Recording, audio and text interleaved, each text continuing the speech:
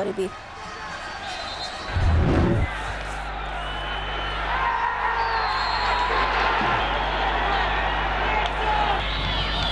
وعن المجموعة الأولى تغلب الهلال السوداني على مضيف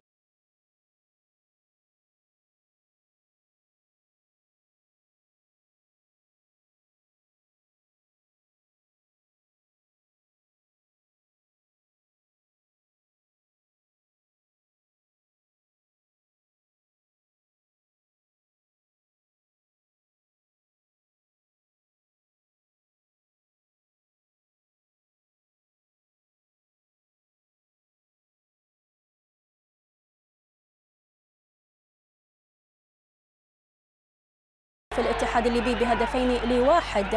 هدف السبق كان للفريق السوداني من ضربة جزاء نفذها هيثم مصطفى في الدقيقة 24.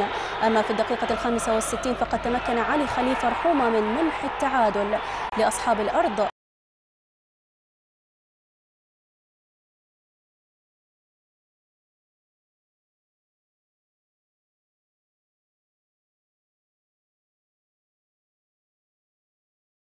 وبعد دقيقتين فقط استعاد الهلال المقدمة عن طريق محمد أحمد بشة. بهذه النتيجة انتزع الهلال السوداني صدارة المجموعة.